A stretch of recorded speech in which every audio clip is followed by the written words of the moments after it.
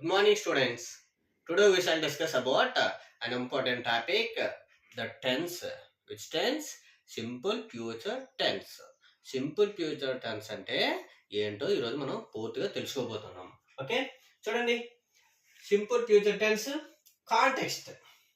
Context అంటే మళ్ళీ చెప్తున్నానండి. కాంటెక్స్ట్ అంటే when do we use this simple future tense అంటే సింపుల్ ఫ్యూచర్ టెన్స్ ను ఎప్పుడు యూజ్ చేస్తాం అనేది కాంటెక్స్ట్ అంటే సందర్భము.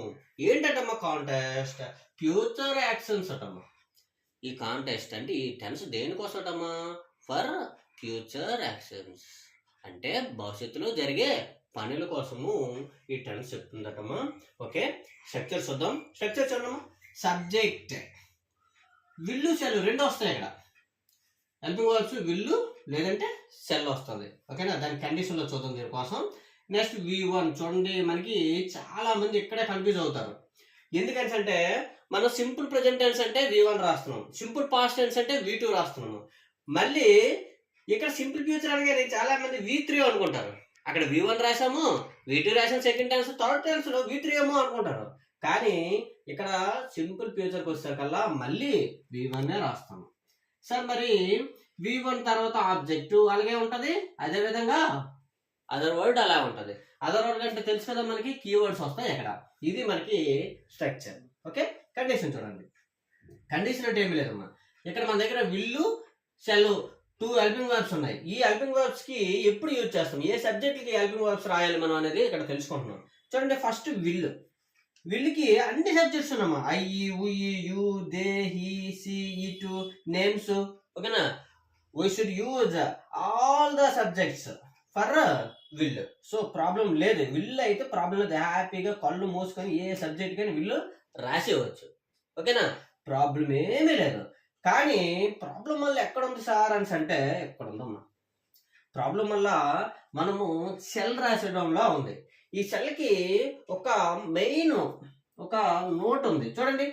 వెరీ షార్ట్ టైం అంటే మనము షార్ట్ టైంకు మాత్రమే ఉపయోగించాలి. అంటే షార్ట్ టైం అంటే ఏంటి, మనం యాక్చువల్ ఫ్యూచర్ అంటే ఏంటి, రేపు లేకపోతే నెక్స్ట్ ఇయర్ లేదంటే 2 రోజుల తర్వాత, 2 months తర్వాత, ఇది లాంగ్ పీరియడ్ అంటారు. కానీ షార్ట్ అంటే మరి రేపు కాదు, జస్ట్ 5 నిమిషాల తర్వాత, దీని తర్వాత అది ఈ నెక్స్ట్ పనే 5 నిమిషాల తర్వాత. ఇప్పుడు నేను క్లాస్ చెప్తున్నాను, నెక్స్ట్ నేను ఏం చేస్తాను, ఓకేనా, నెక్స్ట్ నేను బయటికి వెళ్తాను అంటే ఎలా అనాలి, ఐ షాల్ గో అనాలి. I shall go letter after this class. ఇలా ఏదైనా మనము చెప్పుకోవచ్చు అనమాట.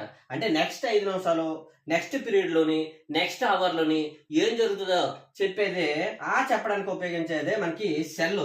ఈ సెల్ కూడా ఎక్స్ప్రెషల్లీ దేనికోటమా, ఐకి ఉయికి మాత్రమే.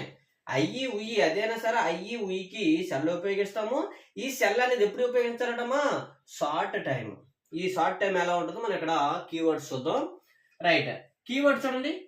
టుమారో అంటే ఏంటి, రేపు. ఆఫ్టర్ 4 minutes, ఇది ఇంపార్టెంట్. ఇక్కడ 4 minutes కాదు, ఆఫ్టర్ 5 minutes, 10 minutes, ఇలాగా మినిట్స్ లో అంటే కొన్ని నిమిషాల తర్వాత మనం చేస్తాం. ఆ యాక్షన్స్ కూడా మనం సింపుల్ ఫ్యూచర్ లో చెప్తాము. దానికి ఈ కీవర్డ్ అనమాట.